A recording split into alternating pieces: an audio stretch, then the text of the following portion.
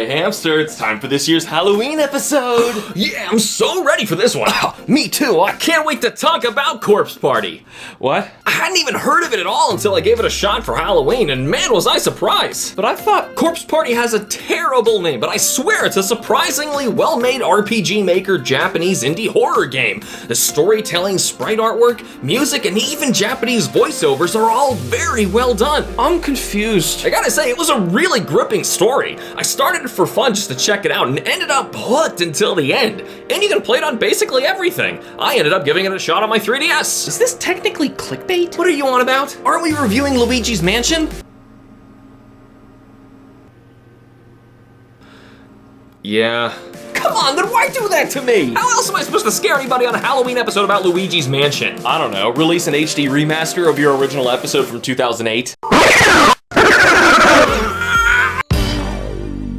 I remember this game coming out, and ironically, it wasn't very well received, but I absolutely loved it. What do you know, the general public can't be trusted to determine quality. I mean, sure, it's short and kinda weird, but it's got so much character. Yeah, you loved it so much you lost my game. I'm sorry, I looked everywhere. I'll never forgive you. Luigi's Mansion is a Metroidvania. What? Okay, come on, you can't just keep saying that for everything. It's true. Don't shoot the messenger. Is it though? Describe the game. You explore a large mansion, sucking up ghosts and treasure so you can find hidden keys and tools that help you explore more of the mansion. Oh my god, you're right. Oh, and if you're getting tired of the realization that all your favorite games are secretly Metroidvanias, let me just finish up the list. There can't be that many. BioShock, Dark Souls, Metal Gear Solid, most of the Resident Evil games. Wait, which ones? The good ones. Wait, doesn't that mean that most Zelda games are also Metroidvanias? The good ones. I think I'm getting the picture here. The lock and key system is so basic yet genius, it's critical to most successful game designs. No, I think I just realized why I don't like the sequel as much. So yeah, you suck up ghosts, clear rooms, defeat bosses by puzzle solving your way to figuring out how to make them let down their guard, rinse, repeat until credits. I'm still trying to get over how the game was fun because it was actually Metroid. Samus works in mysterious ways, my friend. This game looks amazing. No, it's not photorealistic, and good thing it's not trying to be because it's got so much cartoony personality that border on the verge of creepy and funny, just like you. I really like how you can interact with everything in the mansion. The way that dust whirls through the air and bookcases and chairs rattle when you try to suck them up, and Luigi himself just tiptoe runs through the whole place, terrified of each step as his bouncy nose sproings about. I can't really put my finger on it, but it's just all so satisfying to watch. It's like the world is just realistic enough for your immersion, but just Mario cartoony enough to not actually frighten any kids from playing it. Yeah, and how coins and gems and bars of gold are hidden absolutely everywhere, except there's nowhere to spend any of it. And somehow that's the most unbelievable part of the Scooby-Doo haunted house.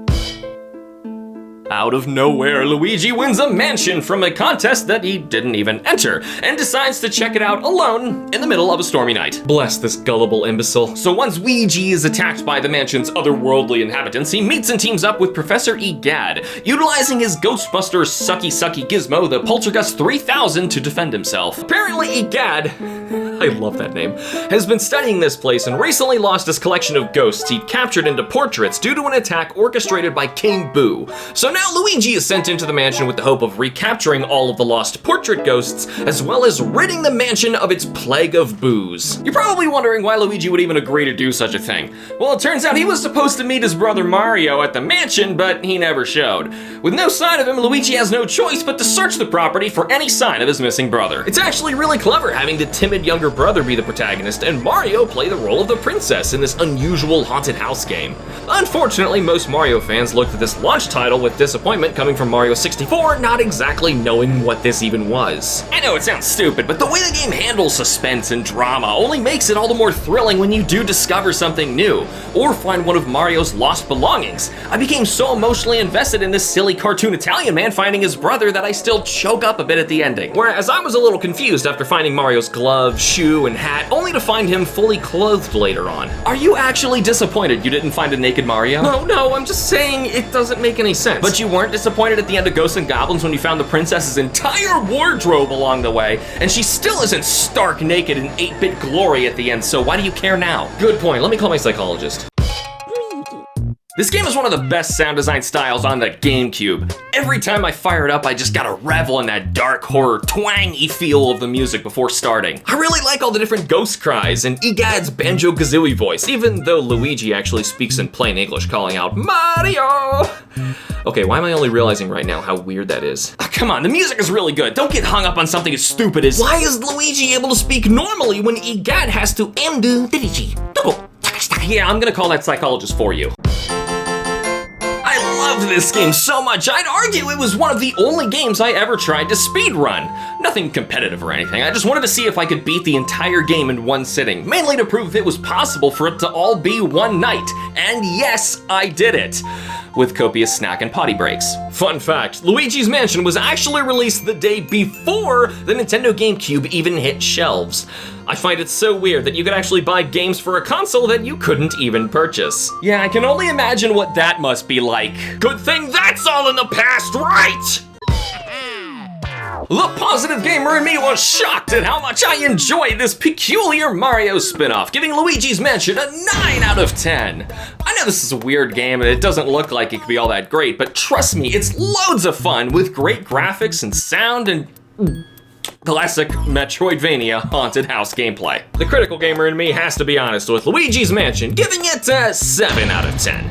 It's like opening a $50 box of chocolates and there's only like 6 tiny truffles inside. They're freaking delicious, but man, I just wish there was more of it. But what do you think? Tell us how your positive and critical sides rate Luigi's Mansion in the comments below. But if you don't want to admit that Luigi's Mansion is a Metroidvania, then you better call your psychologist.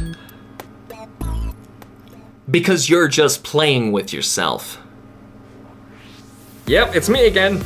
Nope, still making those videos. Let it be known that I have my script done and ready for Xenoblade Chronicles 3, and I am just waiting on Nintendo to finally send me that special edition I paid for months ago.